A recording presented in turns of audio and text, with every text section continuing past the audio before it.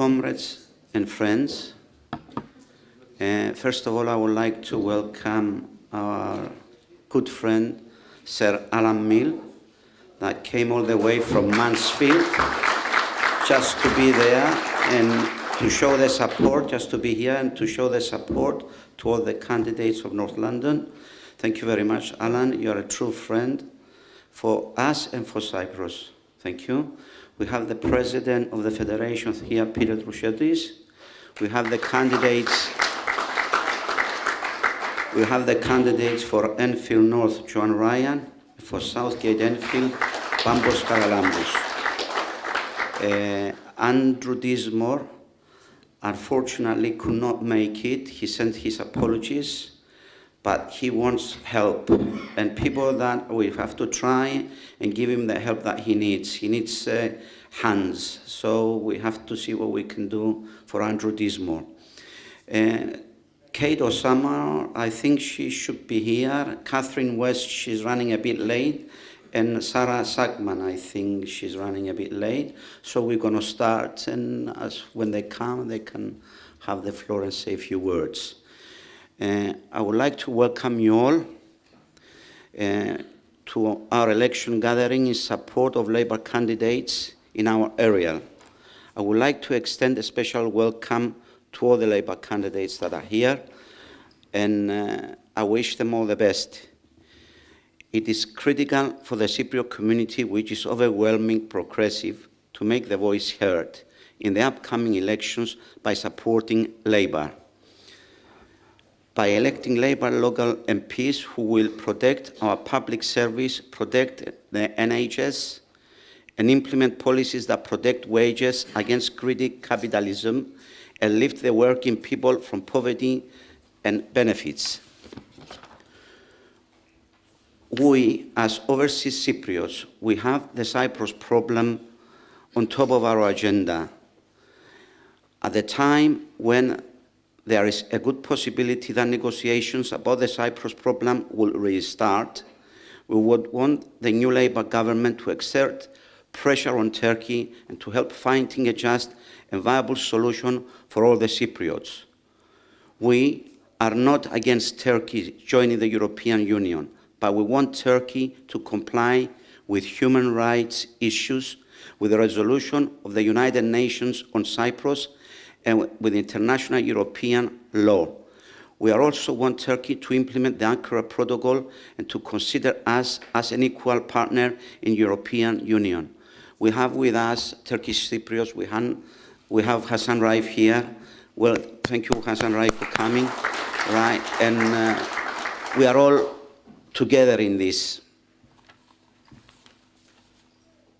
The past 5 years have shown that despite David Cameron's promises and his attractive PR, the right remains as ruthless as during the Thatcher eras. The UK national debt rises just as fast as when the government came to the office.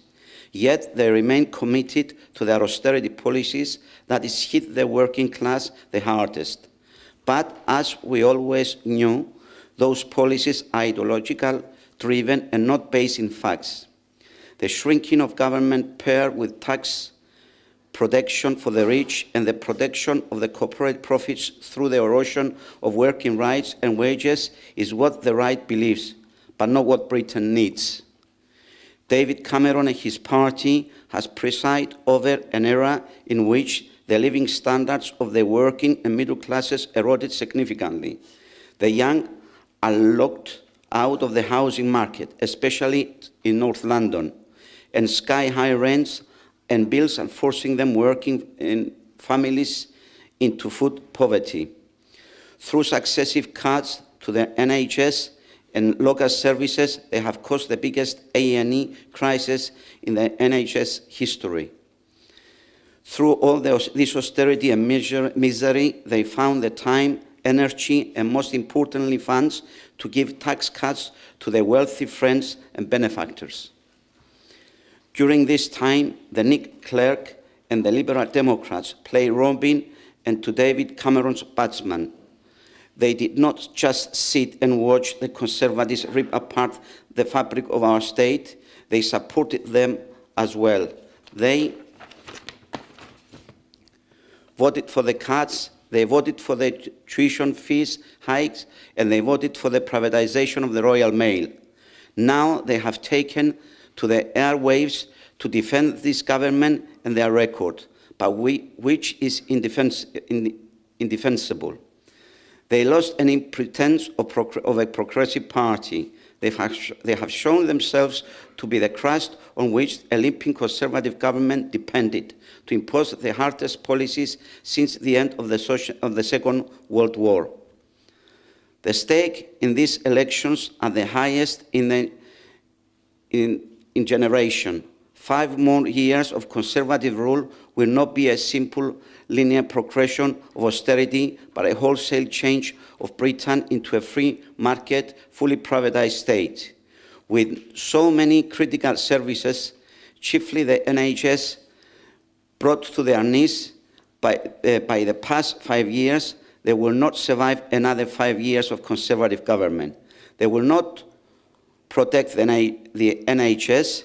They will not reform the housing market. They will not fix the privatized prison system, nor will they address the high rail fares, because they believe in capital, not in people. And with essential services are broken, there is money to be made at the expense of the people.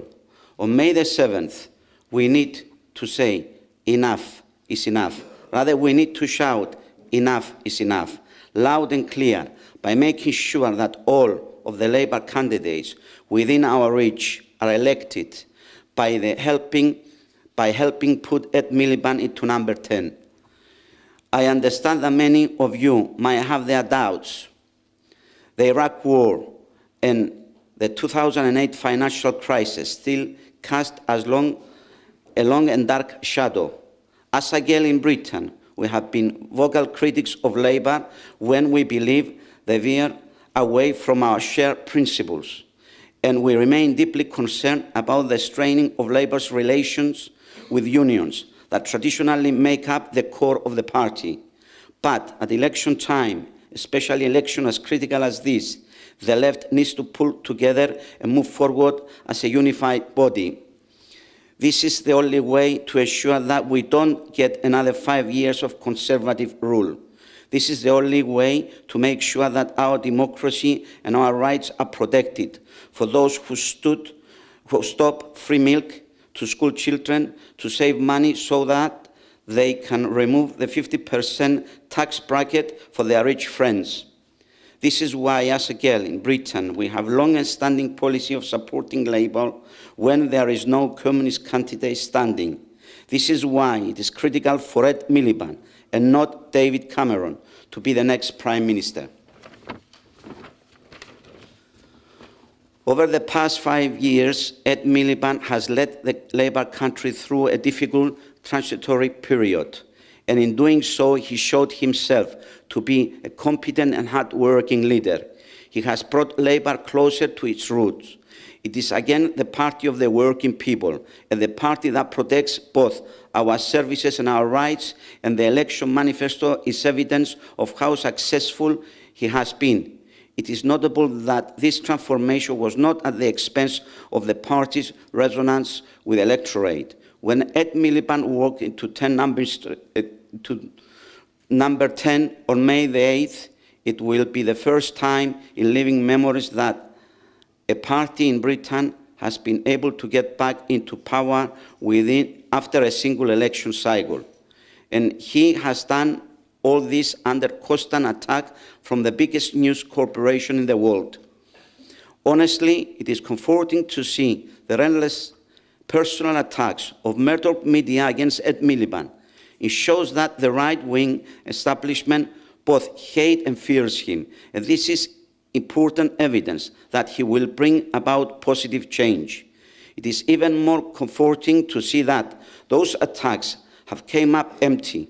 The organization that hacks phones and bribes police officers is in trying to dig up dirt through the kitchen sink at Ed Miliband, and all they could come up with is that he eats bacon sandwiches rather awkwardly.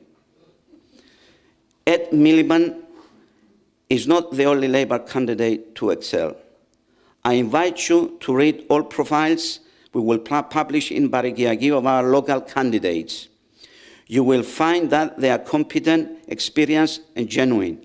Our local MPs represent our community, where the most important decisions are made, and they need to be both able and willing to defend our community's interest and this country's interest. I'm confident that the people that we have here, Joan Ryan, Pámbos Χαραλάμπους, obviously Sir Alan Meale, and the people that are not here, they will represent us and defend us honorably and competently.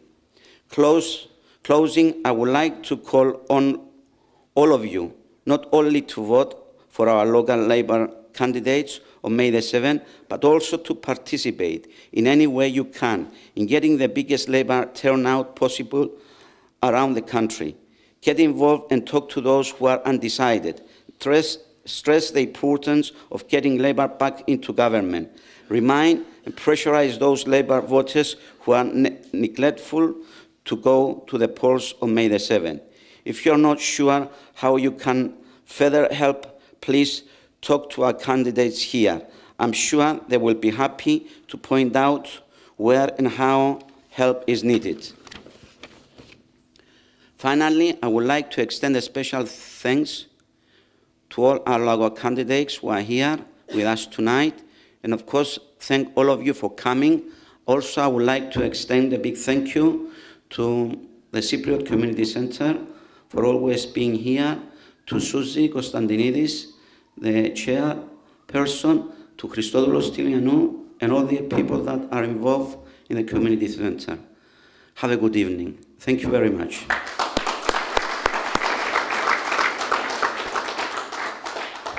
I would like to call my good friend Sir Alan Meale to say a few words.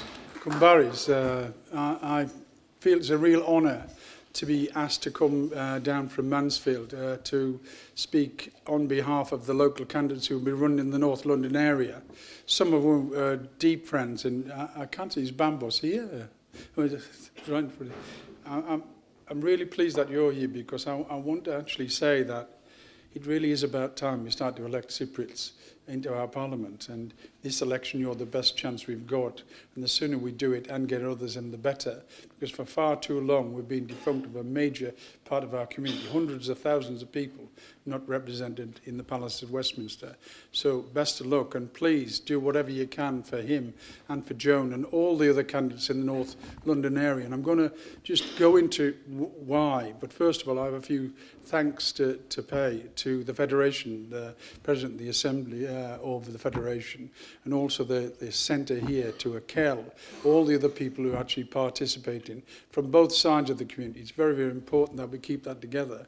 There's going to be an election result very, very soon, not just in England, but in Cyprus, in parts of Cyprus, that are going to throw considerable light on the way forward in future years. And we can only hope that the work is being done there, as well as in the UK, to try and formulate agreements that will take us all forward and begin the process of rebuilding Cyprus, because it has to be rebuilt. And I'm going to tell you why it needs to be rebuilt, because as Pámbos has just mentioned, we had a scenario whereby Labour in government went through a tortuous time in government at the latter end of it, and also since, where it was accused of doing all kinds of financial mishandling of the economy. Let me remind you, there were mistakes made. Primarily, we eased up on the banking system and gave them far too much independence than they should have had. But the reality is, the crisis which occurred in the UK wasn't one which is caused by the Labour government. It was caused by international capital, and in particular bankers, particularly in the United States of America, through the advent of subprime mortgages, which then ran the length and breadth of not only America, but also in places like Japan and throughout Europe. And that caused the domino effect of the crisis, which brought us nearly all to our knees. If you want any proof of that, Gordon Brown didn't cause the blight in Spain, in Greece, in Portugal, in France, in Germany, in Sweden, the United States, in Tokyo, and all the rest of it. Even in China, It actually was capitalism that did that. Capitalism mishandled by itself. And what happened when Labour was removed from power at the last general election, even more heist was given to the banking sector. It went on, nonchalantly, giving itself bigger and bigger bonuses. Now, if there's any reason why we want financial management back into our system now than ever before, it's an end to that kind of practice. And a bit of realism brought in, and stop blaming the system whereby somehow the years of Labour were a letdown. I just want to remind people, Gordon Brown was a fine man, and he was a good official of this country. He did some marvellous things. I just want to remind people, he took us through the biggest endeavour in behalf of ordinary working class people there's ever been done. He's caused more redistribution of monies and wealth than had ever been done before, even by Lloyd George standards. He was way, way ahead of anybody. So I find a lot of sour taste in my mouth when I hear all these people saying, we've got to apologise, we've got to do this, that and the other. We had a very good period of government, in government office, and we did fine, but a crisis beat us, and that's the reality. But what we've got to do is to learn from that and ensure it doesn't happen again. But in the interim, we've got to rebuild our services. And the way to do that isn't more and more and more austerity. Rather, it's a belief in our people and the services we provide. There's a bigger need now for public services than there's ever been in the last few years. Our health service is in a credible crisis.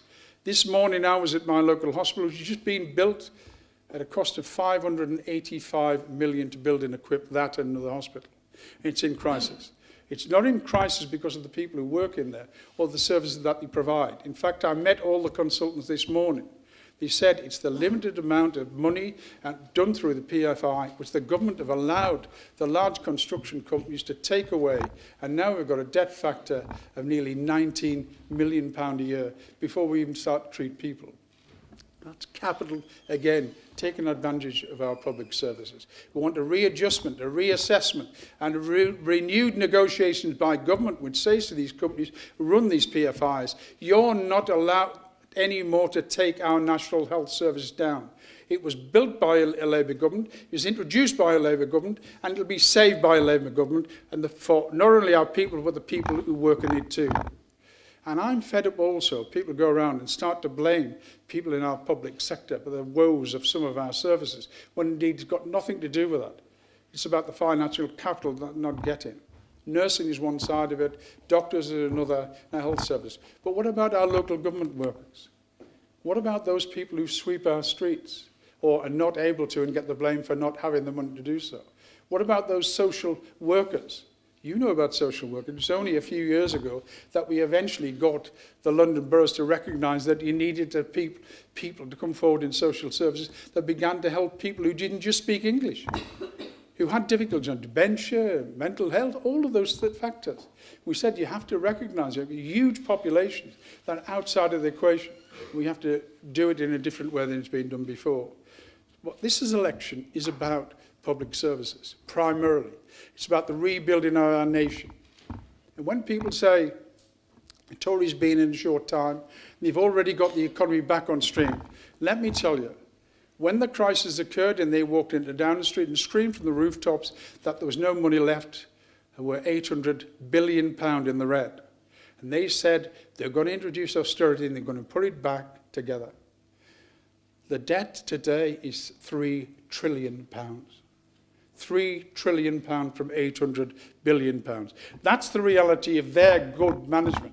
And whilst they've been doing that, they've crucially divided our people up and down the country for the privilege of doing it. And they've blamed the workers for it.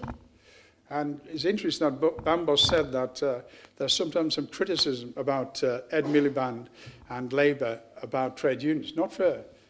Ed Miliband. Ed's Red Ed. He's read Ed in the Daily Mail and all the other places. And he's actually quite pro-union. In fact, they say the only reason he's the leader of the Labour Party is because the union Unite. Now, I'm a member of Unite. And I actually nominated him, although he wasn't the favoured son at that particular time. His brother was, and Ed Bowles was the other side of it.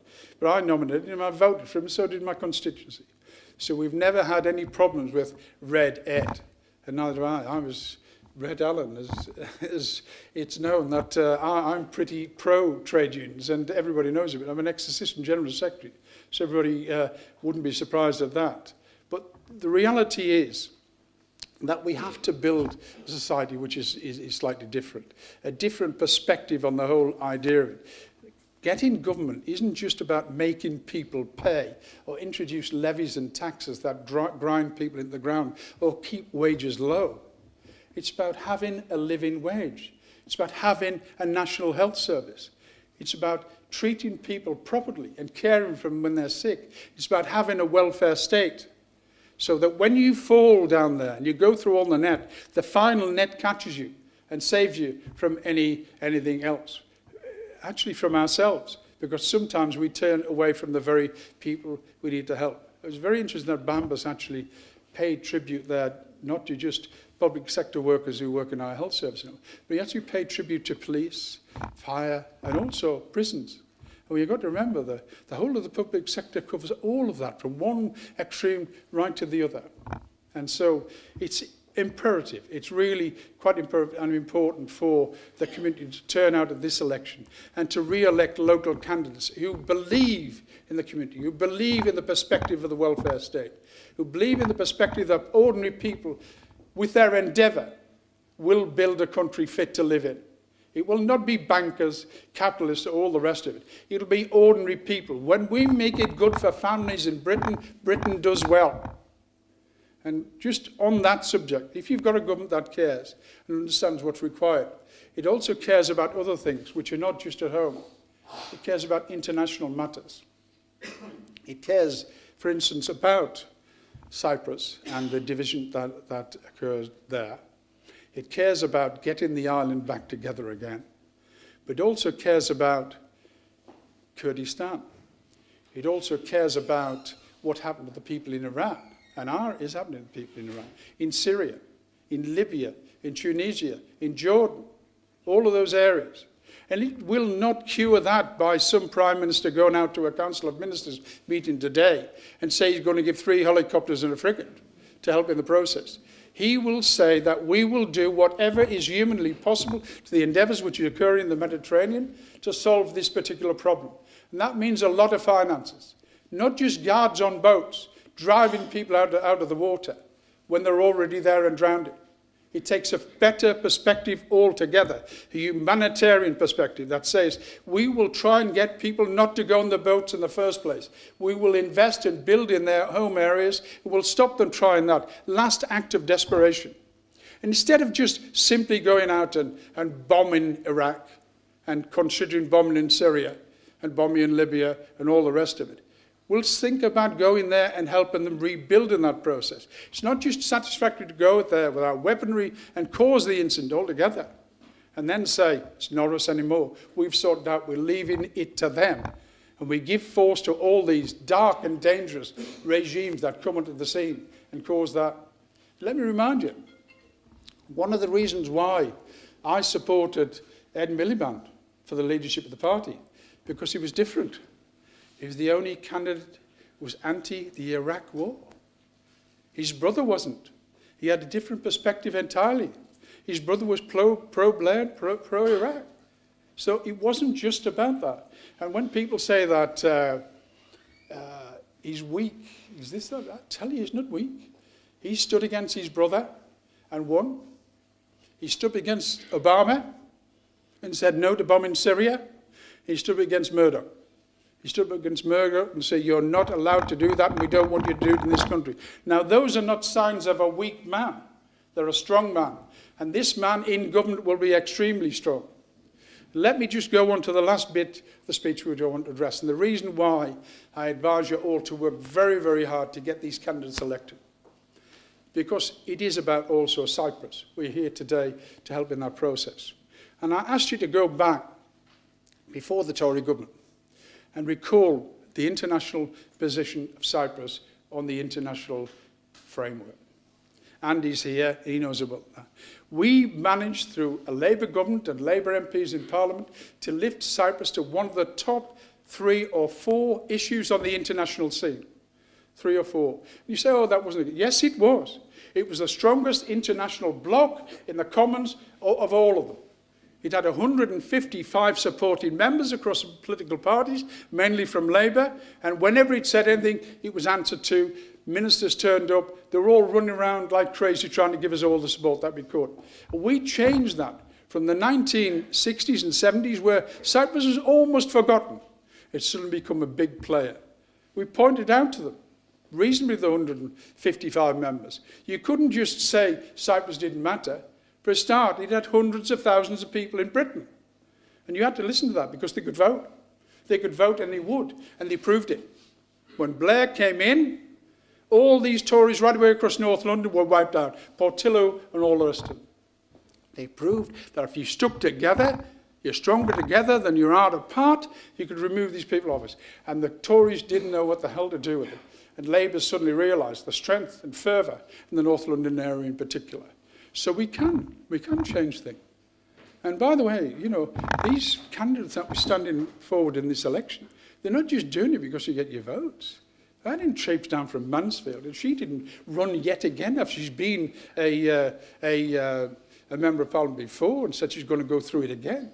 It came because I actually believe in the cause of Cyprus, of a united Cyprus, an undivided Cyprus, where all the people, Cypriots, from the north and the south, come together, Turk or Greek together, and rebuild their country. And there's a hell of a lot of rebuilding got to be done.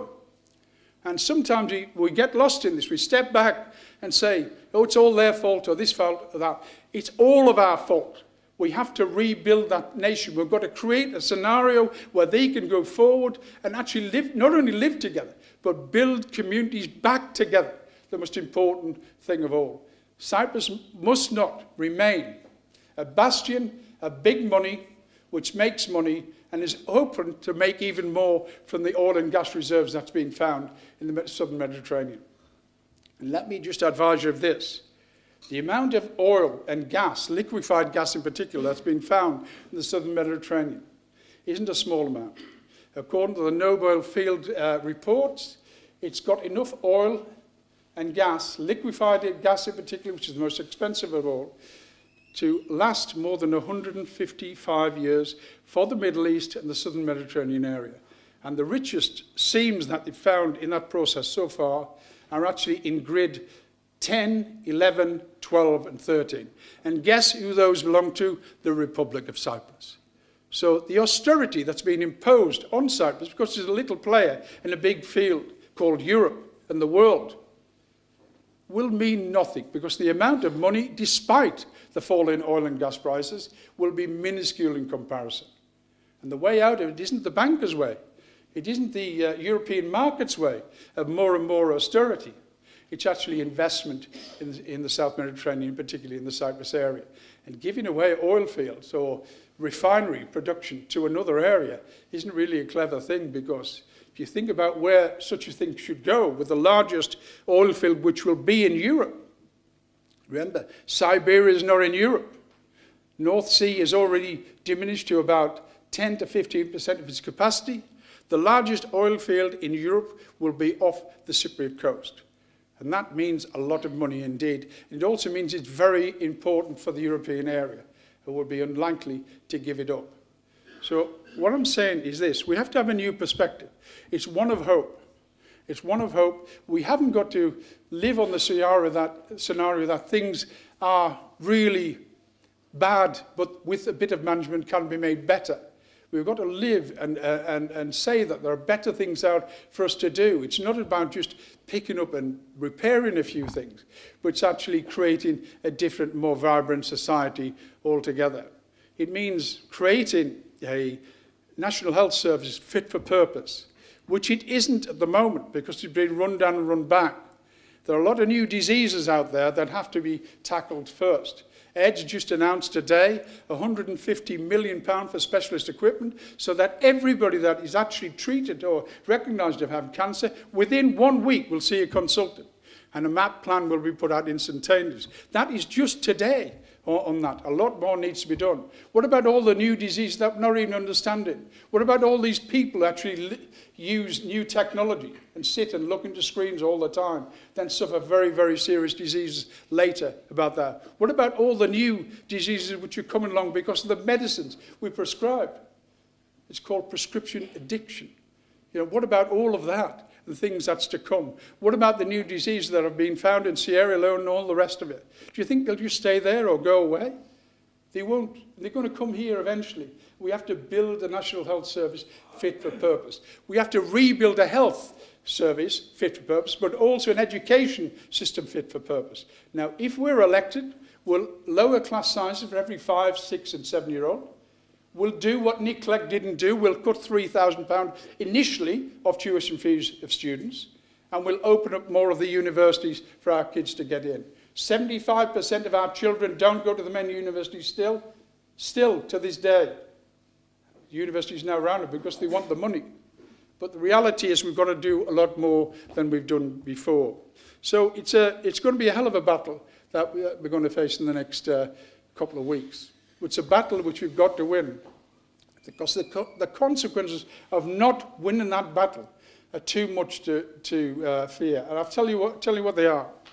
I've just read a paper from the Fiscal Studies Institute yesterday, and it said that the Tories will introduce in the next 2.5 years, not 5, 2.5 years, a cut of £30 billion from the public purse. Now, can you imagine what the 30 billion cut in the public purse will be? They're telling everybody at the moment they're willing to cut 8 billion a year and 30 billion over 5 years. But if it's over half that, can you imagine? You're talking about most of the people who need medical care won't get it. You're talking about a health service which will transfer almost, not entirely, but almost in a major way to privatisation. You will see virtually no prisons in the public sector. You'll see them in the private sector.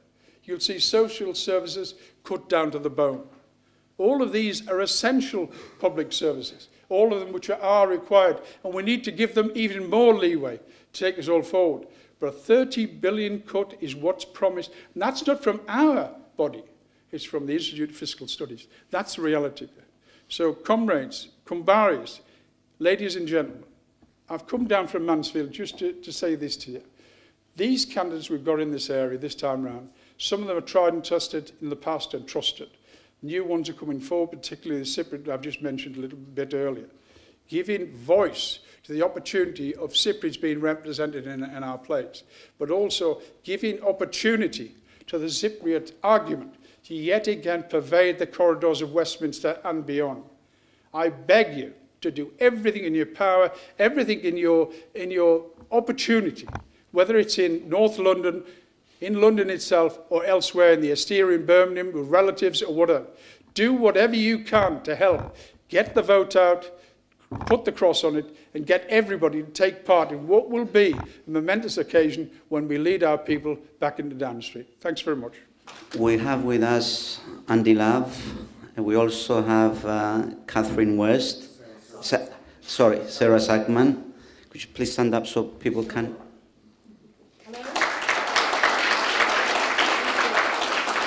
Sarah Sackman, she's standing for Golders Green and Finchley, right? And she has a very good chance of winning. And, well, we'll wish you all the best, right? And hopefully you'll be the next MP for Golders Green and Finchley. Thank you. I would like to call Joan Ryan, please. Oh, we also have, sorry, I apologize, Kate. We have Kate Osamor for Edmonton. She's taking over for our good friend Andy Love. We wish you all the best. Joan, would you like to say a few words? Good evening, everybody. It's lovely to be back here in Earlham Grove. It's a little while since I was last here, but I've been to many events. Very pleasurable events, I might add, in this very hall. You probably know, or you may not, but the 2011 census, Enfield is ranked number 1 for all local authorities in England and Wales for Greek and Greek Cypriots living in the borough. So we have a very large number of Greek and Greek Cypriot residents in Enfield. We also have the largest number of Turkish and Turkish Cypriot residents for anywhere in the country. So in Enfield we have really a little Cyprus. And in Enfield North we have a facility called the Enfield Cypriot Association that is actually in my constituency, or what I hope will be my constituency again very soon. And the Enfield Cypriot Association, I see Fotis sat there at the back, is a fantastic organisation. And I always think of it as a model for where we want to be and where we want Cyprus to be. Because it is a gathering place, a community centre. It provides support and social care for the Cypriot community. And I mean for the Cypriot community, much as this place does, both Greek and Turkish Cypriots. You can go in there in an afternoon and find people from both communities playing backgammon together, from both communities eating together and laughing and talking and exchanging stories about their families, their children, their grandchildren, all together. They even had a choir that was from both communities. That was actually very, very good. And they work closely with all local politicians, and they make a point of making sure they know that this is the Greek and Turkish Cypriot communities working and living together side by side.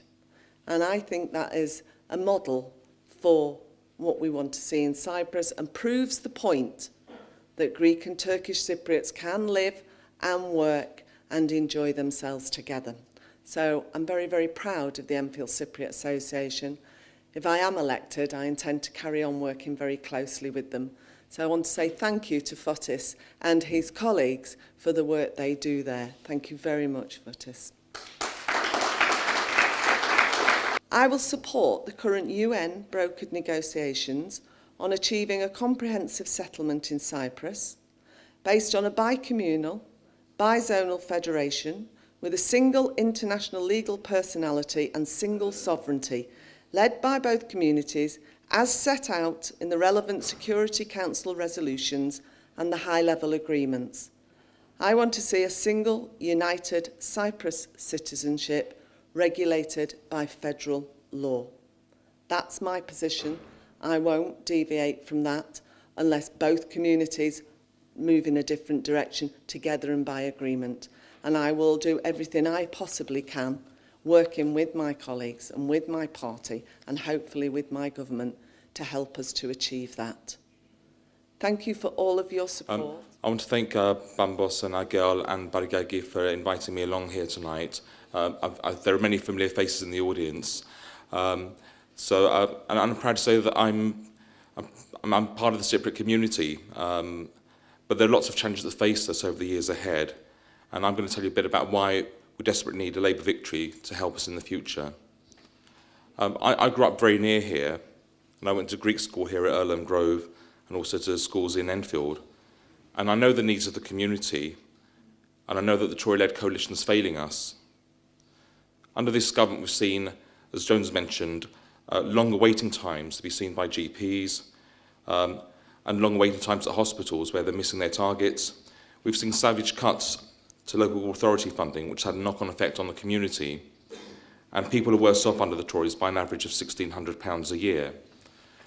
We desperately need a Labour government to help bring about more investment in our health service, to bring about decent pay and more support for all of us.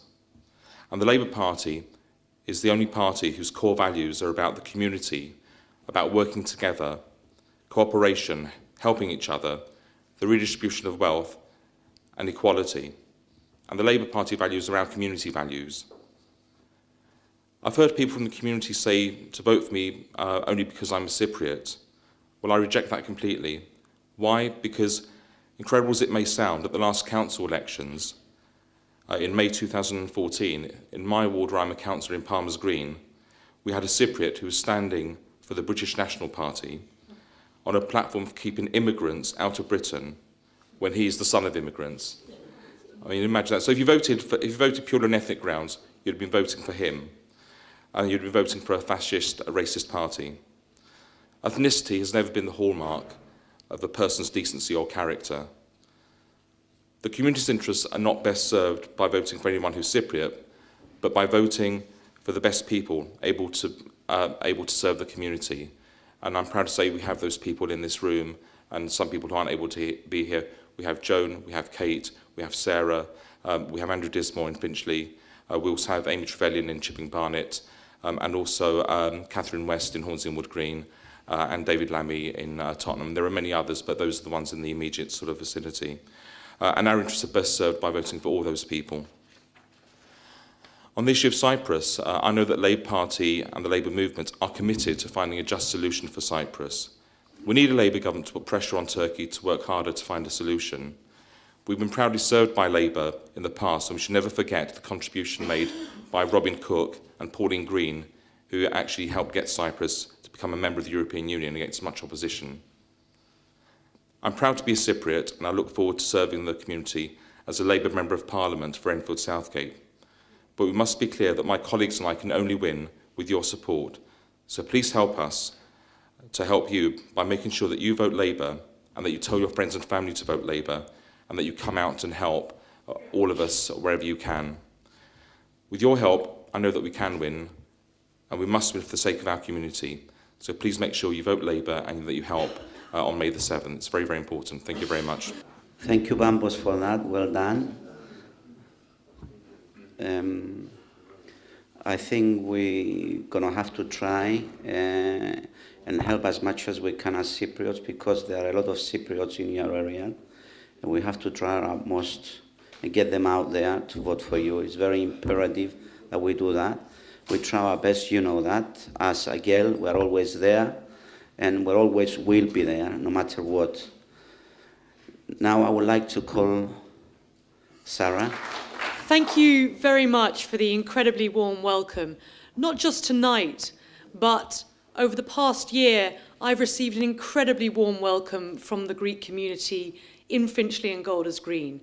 And I must say, having grown up in Finchley and Golders Green, within the Jewish community there, it's been one of the great pleasures as a candidate to get to know your community in all its rich, cultural, vibrant aspects.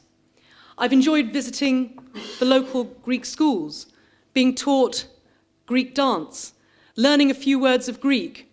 In fact, I had a very funny incident where I was out canvassing. I knocked on this gentleman's door, and I was met with a barrage of very animated foreign words. I couldn't make head nor tail of it. About 30 seconds in, I realized that this very friendly gentleman was speaking to me in Greek. And I said, "I'm terribly sorry, but I don't speak Greek."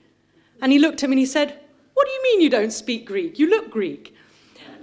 And I said, "Well, the thing is, I'm not actually Greek." And he said, "That's no excuse." And he was absolutely right. But the warmth that I have experienced has been extraordinary. And just a few weeks ago, I had my first experience of a Greek Orthodox Easter marked in Barnet. And truly, it was a remarkable experience. As others have said, and I don't want to repeat, plainly the issues facing the Cypriot community are similar to those facing our other communities too. So whether it's the issue of housing in London and how we achieve more affordable rent and more affordable housing, whether it's the issue of how we tackle the crisis of funding in our NHS that affects Cypriot and non-Cypriot voters alike, and whether it's the issue of how we get an economy that works not just for a privileged few, but for the many, delivering a higher minimum wage, a living wage, and banning exploitative zero-hours contracts, that will benefit your community and the neighbouring communities within which you live. The thing that I appreciated most about growing up in Finchley and Golders Green was its diversity, was its tolerance. It's that which makes me proud to call myself a Londoner, and it's those same values which make me proud to be a member of the Labour Party and standing in this election. And I want to say that going into this election, I've had remarkable support from right across the Greek Cypriot community, and indeed from the Turkish Cypriot community as well. And I hope that if I'm fortunate enough to be elected on May the 7th as the MP for Finchley and Golders Green, to get to know in the coming years your community even better. It's been wonderful getting to know you, and I really hope to work with you in the future. Thanks very much. Thank you, Sarah, for that. I would like to call Katie. I'd first like to say thank you to Pámbos for inviting me here today. I thought that it'd be very important that I introduce myself to you all here, because Haringey is where I grew up. Haringey is my home, and it's a place that I'm very, very proud of. It's a place where I formed my politics. It's a place where I learnt how important it is for communities to live and stand and fight side by side. So as much as I am representing, I hope, Edmonton on May the 7th, May the 8th, Edmonton is a place which I will use Haringey as a place which I bring together the politics of Haringey and the politics of Edmonton, and ensure that the beauty, the togetherness, the family spirit that we have in Haringey, I bring across to Edmonton. There was a time when I remember Haringey was twinned with Larnaca. And that was during a period of time when my mum was the deputy leader of Haringey. So again, I'm letting you know that my politics is Haringey politics. I'm not going to go on about a lot of the things which were said before, because I know we all stand and sit here together and agree with the things which have been said before. So I'm not going to go over those things, but I just want you to know that I will be working side by side with the Cypriot community in Edmonton. Another thing about me is that I've worked as a practice manager not far from here in Palmer's Green.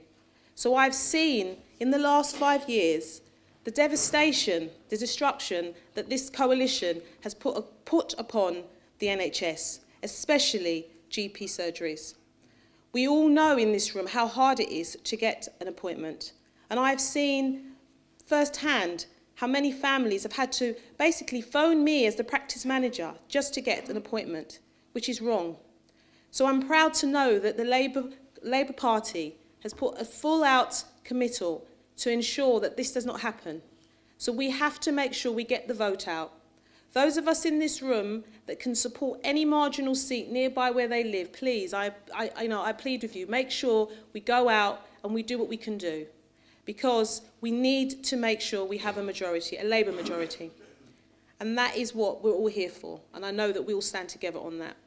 So I thank you again for inviting me here, and I want you to know that I come here as a child of Haringey, so I'm a Cypriot, slightly. But, you know, on a very serious level, we have to work together because we all want the same thing, and that's a Labour majority. So I thank you. Thank you, Katie.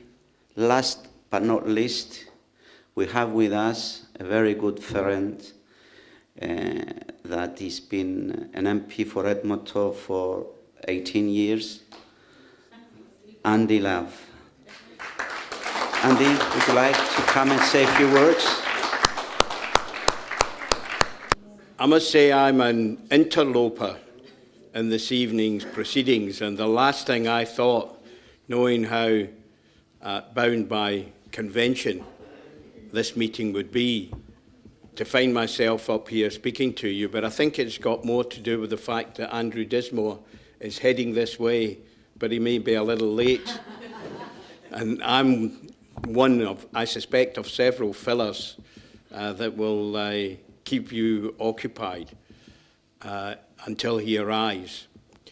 I want to say just a few things.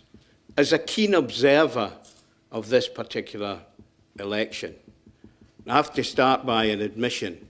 I haven't finally got through Labour's manifesto.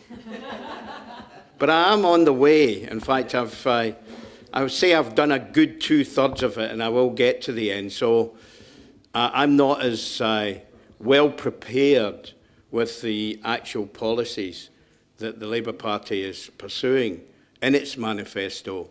But I just want to say a couple of things to you about what this election is all about. The first thing to say is the Institute for Fiscal Studies has produced a number of reports, the latest one yesterday, which highlight the fact that according to the information that they've received from the Conservative Party, the austerity programme that they will institute in the first 2 years of the next government will be so severe, much more severe than that they have done over the last 5 years, which, my God, has been severe enough, that the whole future of our public services is at stake in this election. The second thing that's at stake is the living standards of ordinary people. As has already been indicated, people are anywhere between £1,300 and £1,600 worse off after 5 years of this coalition. And yet, even through all of that, the Conservatives insist on making the least well-off pay the price of the austerity programme that they're putting forward.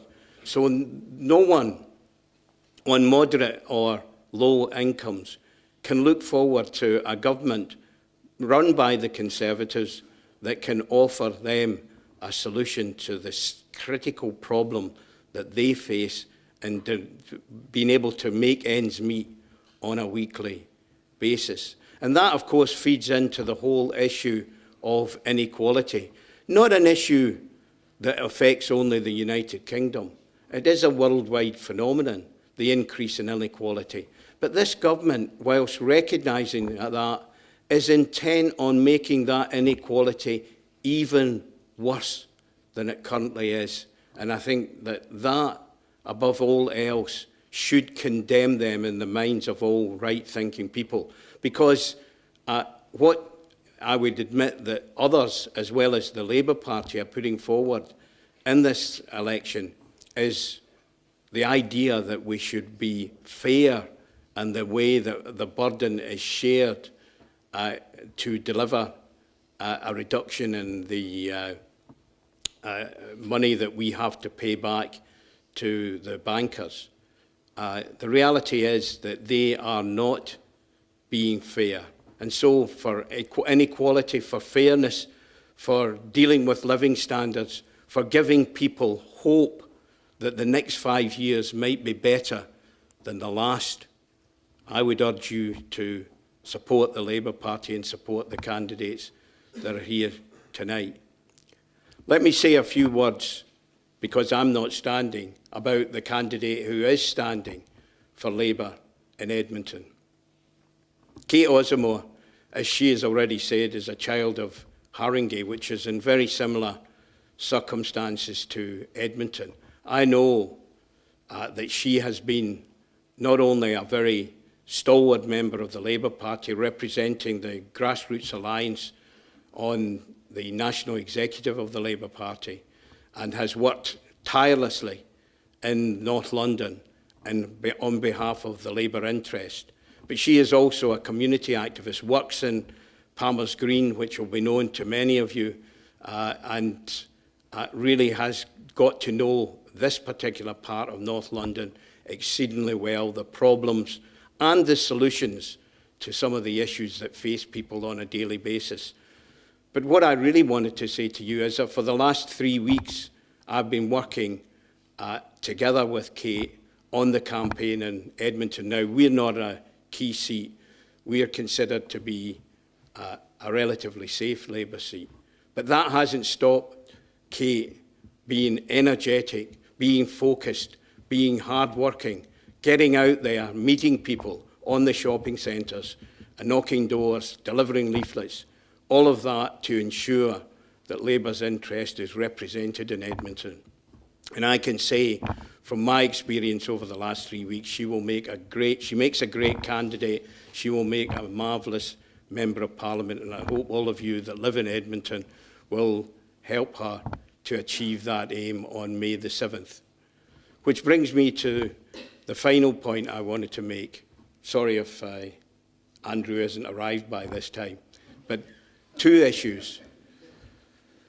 One of the things that all the forecasters have been suggesting is that over the period of the short campaign, that's up to May the 7th, that the difference between the Conservatives and Labour would widen.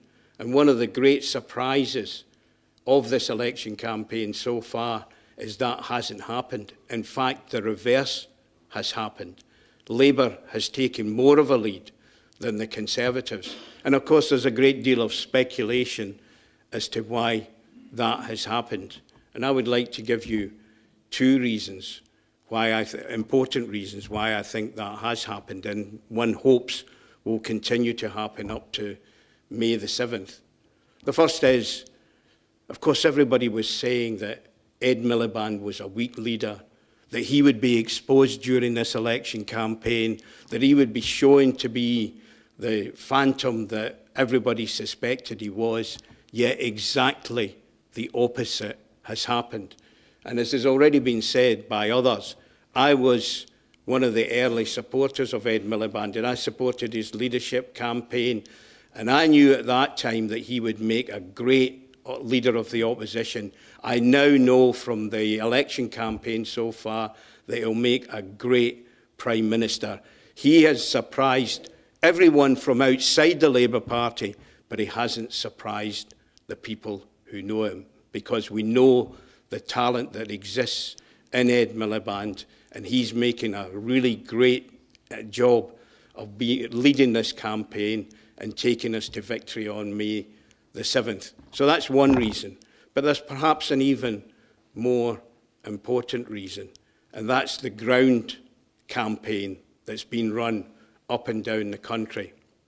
I'd like to take just a few seconds to say I've been from a distance an admirer, particularly of Sarah Sackman's campaign in Finchley and Golders Green. For those of you who follow Lord Ashcroft's polls, you may be surprised, but I hope delighted to discover that Sarah is actually running very, very hard to defeat the Tories in that constituency. At the beginning of the campaign, considered by them not to be so marginal. You've made it a marginal. I hope you can turn it into a Labour seat on May the 7th. Joan Ryan, who has returned after 5 dismal years outside, she has her blood up, if I can put it that way, and is working incredibly hard. I've been up to helping the campaign, and I'm amazed at the way in which the very detailed work that has to be done to make sure you focus on getting that Labour vote out has been done in Enfield North. And again, if you look at the polling, beginning to look very good for us, but we don't want to be at all complacent. We need to work that campaign for the last 2 weeks to ensure that Enfield North comes back to the Labour interest, not only to get Joan elected as the Member of Parliament, but Enfield North is one of those constituencies that if you don't win it, you don't form a government. So we need to win Enfield North to make sure that it is Labour that will form the next government after May the 7th. So again, Joan, congratulations, and we wish you well on May the 7th. Andrew Dismore isn't here. He lost by one of the narrowest margins, and I know that when he comes, he'll be able to tell us of the campaign that he's running, and we hope that he will again be returned after 5 years outside the parliamentary arena. And of course, Catherine West, who I think she's away. She's on her way. Well, maybe Catherine will arrive before. But I have a very close connection, although it's somewhat distant in time with Hornsey and Wood Green. I was one of the first chairmen of the Hornsey and Wood Green constituency Labour Party. And again, through relatives and others, I follow carefully what is happening, and there's been an absolute sea change in Hornsey and Wood Green as people have warmed both to Catherine West but also to Labour's overall message, a message of hope, a message of fairness, a message of ensuring that you pay towards getting the deficit down in proportion to your ability to withstand those challenges. So she's doing a fantastic job, and I have no doubt when I say this that it isn't just those constituencies immediately abounding this part of North London where there's a large Cypriot community. There are constituencies in all parts of London where we are in ace pole position to take the challenge to the Conservatives and win on May the 7th. So London is going to be great. Let's hope the rest of the country can follow that example, and we have, because I still believe that it's possible, we have a majority Labour government when we all wake up on May the 8th, or for you candidates, when you wake up round about the 12th of July. This is a fantastic opportunity, and the one message I want to leave with you, and it's a message that all the candidates have said tonight, but I say with special feeling as an ex-candidate, and that is that ground campaign doesn't just exist because we have fantastic and energetic candidates. It's because there is a huge groundswell of support, not just from the electorate, but from the members and supporters. All of you we're talking about here. We need you to do a little bit between now and May the 7th to help achieve that historic victory. So I leave you with this message. The ground campaign has made a fantastic difference so far. If it's to continue, if the momentum is to be built upon, then we need to do even more. So please, when you're thinking about what you're doing between now and the 7th of May, think about helping in one way or another, whether it's folding envelopes, whether it's delivering leaflets, whether it's knocking doors, going on shopping centres, just talking to your neighbours in your community. All of these things will make a difference and will, at the end of the day, deliver for Labour the historic victory. After only one term in opposition, it will be a historic victory for Labour. We know we can do it, and with the help of the Cypriot community, then we will get there on May the 7th. I would like to thank you all for coming here. You heard what the candidates said. We've got 2 weeks. We've got marginal seats that we have to work on. So please, please get in touch with us so that we can get in touch with the candidates and we try and do as much as we possibly can. I would like to thank everybody for coming here.